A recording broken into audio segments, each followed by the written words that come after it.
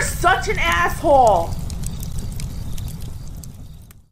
We have one of the most interesting requests I've had, certainly the most interesting request of 2022, but the year's still early, and one a little bit close to me because I used to like playing Dungeons and Dragons until quite literally I tried going to 3 different places, and you had mentally impaired people who all suffered from or claimed to suffer from, admittedly, there's that, Asperger's, autism, social anxiety, whatever. And you looked, and look, in my day, you were nerdy, but you knew to show up on time, take turns, and everyone was relatively emotionally stable.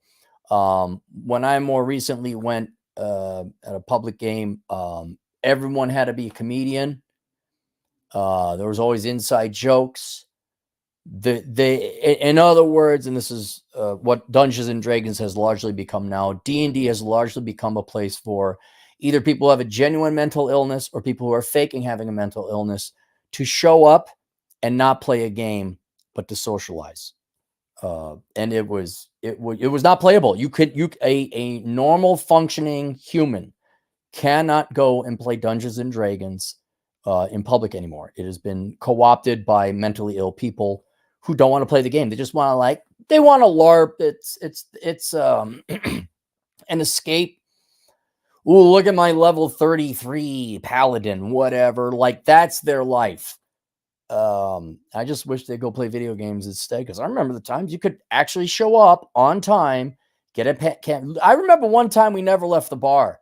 I was there for 2 hours. And of course, you guys all know my famous story about the 27-year-old male who was on the verge of tears because we weren't going to let him cast a spell. And that there was another guy there. He looked, yeah. I was like, yeah. And so I'm so much sympathetic to this guy's request because, man, D&D and RPG games in general are great games to play, especially if you get a good group of people together.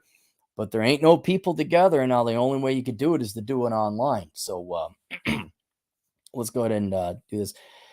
Hey, Aaron, I'm a dungeon master, and I have some pretty simple requirements for joining my new RPG group as a player. After answering some questions in a brief chat, the prospective player just needs to get me a completed character sheet in a pre-disclosed known before applying abbreviated format 48 hours before game day, so I have time to review the character.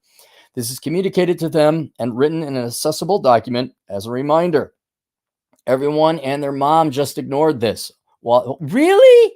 2022? You mean D&D players? They ignored that? Really? You know what? I'll be perfectly mercenary here. I'm going to be 100% mercenary. I'm going to solve your problem, but it's going to be very politically correct. I would list in your questionnaire, do you suffer from any mental issues that we should consider to make the group more inviting or not as threatening? What's what I'm looking for? Do you have any mental or emotional issues that we should be aware of to make the game more welcoming? Now, you're not saying you're going to accept their application, but you'll immediately, oh yeah, social anxiety, and I have Asperger's and autism, and I'm bipolar, and oh my God, look at my credentials. They were, and they're going to think, oh, they're going to be welcoming to me, and that will immediately, they might take the bait and they'll out themselves. Because look, I'm not saying you got to have the captain of the football team. Not every D&D or RPG player is going to be Henry Cavill. Well, most of them won't. But you need functional, responsible, mature adult players whose lives are not their current or made up, authentic or made up mental illness. Because they're going to come in, and they're also going to, typically people who fake something so they can get attention are not going to be reliable people to show up on time. So that's a very clever way right there to immediately hey, it's all right. We're a welcoming group. We don't, and oh, you have 7 mental disorders and you're 23. My name's Frank and I'm kind of a nerd and I guess I drink too much Mountain Dew. That's about the only problem. You're in. You're our guy. The Mountain Dew drinking guy. Here we have a seat just ready right for you. We know you'll show up. Someone like, oh, I suffer from identity issues, and no, because that character is not going to like want to go kill the dragon and save the village. It's going to be, I want to have an emotional tie with the village people. And like, oh, there's no Dungeons or Dragons. It's just SJW world with medieval garb on. That's really what it is. All right, so that's something I would do. Try to think if there'd be any other way to kind of pare down the lazy people. We'll get it here. Everyone and their mom just ignored this. Well, I've been pretty chill about this so far. All the characters I've received, save one, has been incomplete, and the complete one was submitted a day before. In my past experience, almost all characters were done and complete at most by game time. So while I'm satisfied with the day late one, I find the others concerning, as I had one guy in the past who never submitted a character sheet that was complete or correct and went on for weeks before I booted him. Should I talk to them first like an adult that is not acceptable behavior, or is it time to rescind invitations and wish them happy trails? All right. Wish them happy trails. And here's the reason why. All right. Aside from people suffering from fake or genuine mental disorder, what you're also unfortunately running into is that the quality of caliber of your average human being in the Western world, or at least the English-speaking world, because you're going to have to unite based on a language. You can't, unless you're fluent in Mandarin or something. The average person in the Western world is becoming less and less reliable, less and less stable, and more lazy. And this is why we had to go play online with Masculine Geeks. This is why it's called Masculine Geeks. It's like, no, you have a job. You don't live at home. You've seen the inside of a gym. You've been inside a woman's vagina. You've copped a feel. All right. Yeah, you're a normal guy. And then we can functionally play. But if you open it up to the public, taking applications, yeah, man, this water's been poisoned with sewage. And if your goal is to be, and I can imagine, because I get pissed if the game isn't at a cadence and people aren't paying attention, I get pissed because I don't have a lot of free time and I want to enjoy D&D. And you can enjoy it, but it's incredibly hard to enjoy it nowadays. And so if you have people that aren't even going to follow your instructions so that you can create this game, there's a lot of work a lot of back office work that goes into creating a campaign. They're all out. Because what you're going to end up doing is you're going to have to boot them anyway, and it just takes one to ruin it. Just one. And you got most of them not following your instructions. And what it's going to tell me is they're going to come in like, oh, hey, some might show up, some might not. Some won't tell you if they're not showing up. I mean, how good are these players going to be? How respective of other people's time, including yourself and the other players, are they? And they're not. So what I would do is I'd boot them all, and then I'd have like a new, go find some new players, because you're talking. I was asking, well, how long do you? This seems awfully serious. You're like, yeah, sometimes I run multi-year campaigns. All right, well, this is your hobby. One might even say your passion. Do you want? And you do these campaigns for years. Even to the point I said, well, do you charge for it? You're like, no, well, maybe on. And that maybe is another thing. Here's an idea. Why don't you charge? It's $20, non-refundable, compensate you for your time to create the campaign. That puts a little skin in the game. They pay attention. It deters people who like have to ask mom for $20. They're like 28-year-old kid living at home. Mom, I need $20 to play D&D. Okay. The government checks just came in. Here you go. La, la, la, la, la, la. I'm going back to school for my master's in communications. I don't know why we don't have money for food. That'd be another thing. Put a little, it's kind of like what seeking arrangement does with dating. Oh, they say it's for prostitution. It's not. Well, yeah, it is. It is. But there's but there's a huge subcategory percentage that is dating. You put a price, people can't get in. And only the serious ones are. It doesn't have to be cost prohibitive, not like $100 or anything, but yeah, $20. Yeah, you want to play $20. How many of these people are on government welfare or stimmy checks or something? Man, oh, I got the disability. I have something that doesn't allow me to operate normally. That's why I get $1,000 a month from the government. And then what do I do with it? I'm really good at playing video games, so I'm just really bad at getting a job. I can learn anything that's fun, but once it becomes hard work, no, get your money back. $20, come on. And honestly, I'd strip them down. Like, this is a no bullshit, no fucking around game. Don't come in here. I don't care about your mental problems. I don't care. We're not staying in the thing. If you piss me off, I will kill you all and I'll end the game. And that's why you don't even have to kill them all. You just end the game like, no, I'm not doing it anymore. Thanks for your money.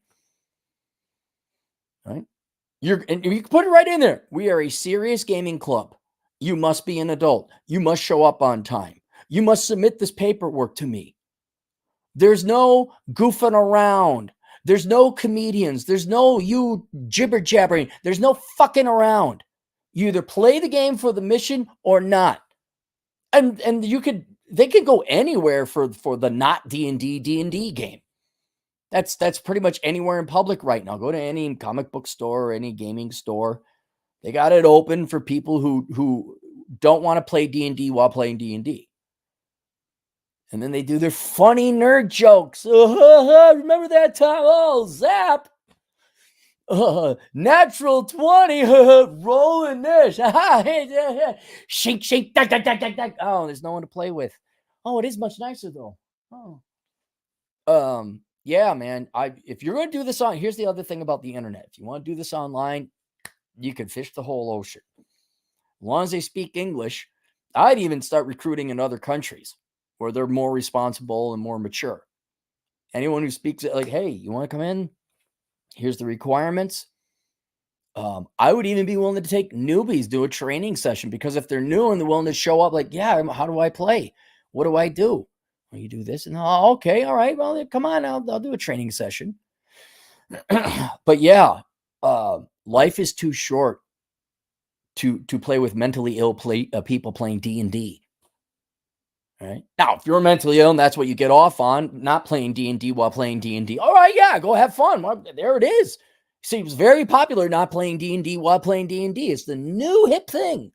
All right, but for the old school people who actually just want to play D&D, like strict, you show up, boot. So in this particular instance, I boot them all, and I'd offer it again, and I'd be cursing and swearing and being very, look, remember the Soup Nazi episode from Seinfeld? That's what Asshole Consulting is based off of. I think you got to do the same thing. The Soup Nazi Dungeons and Dragons Master. Follow these motherfucking rules. Don't fucking act cute. Don't be stupid. Give me your fucking character sheet on time. You're going to give me 20 fucking non-refundable dollars, and we're going to play on this time and this date. And if you can't make it, don't even fucking show up. You'll scare people away. And then you only get like really serious players. And you only need 5-6 people for a good campaign anyway. Hell, dude, I'll tell you what. You know what? I'll tell you what. Who needs the public? You set up, you come up with your script or your website or Facebook, however you're launching this, all right? You set up all the rules that you want. You come up to me, I'll promote your Dungeons and Dragons game, and I guarantee you in our audience, we should probably find 5 or 6, legit, responsible, mentally healthy, mature adults to play the game. Because I can't be the only one who's like, dude, can I just show up and people not tell me what fucking drugs they're on? Like, I remember one time we're trying to, and what would be funny, what would be really funny, I'd take a lot of money to do this, is somewhere out there, there's these people playing D&D, not playing D&D, where they've recorded it, and someone draw like a cartoon, animate it, so that normal people could look at it and see how stupid people are. Like, you'd watch it like, this is the dumbest thing ever. And that was one of those things where I was so frustrated. I remember I said, you shut up, because this guy wouldn't stop talking. I said, you shut up. You're the DM, right? I said, can I roll my dice? Yeah. I don't want to hear anything out of you two. And then like it all got really calm and quiet because there was an adult at the table who wasn't mentally ill. And and so, yeah, man, you could be a badass up front, scare all the people away. That will work. You should be able to find 5.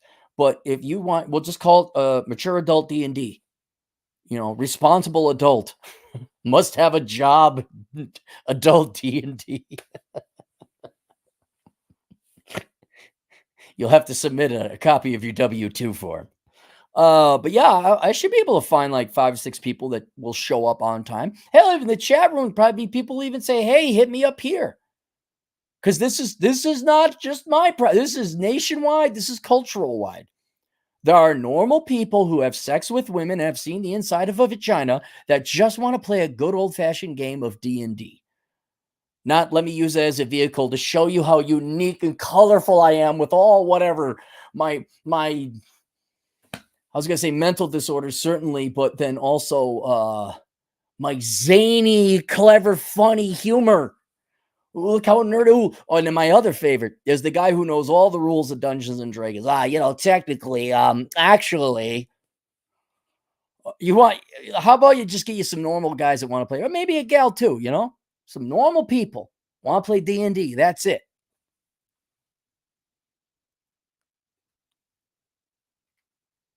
All right.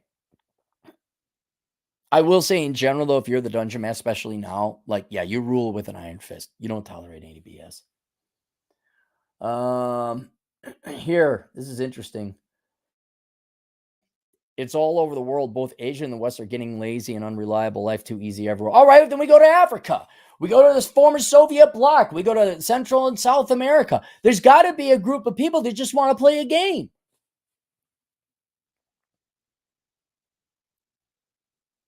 Yeah, Terrence Pop. Yeah, get Terrence Pop in.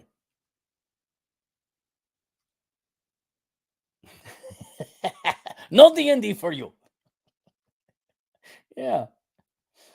Django Geek $2. Is day trading stocks entrepreneur? That is dude, bro. That is dude, bro. Yeah. Did you produce anything at the end of the day? You didn't. You're a dude, bro. Or a Democrat. We should have a game, dude, bro, or Democrat. Like, neither produce anything, but the dude bros don't hurt anything or take tax money. All right, there you go. Questions, answers, Hassel Consulting. I'll see you guys later. Toodles.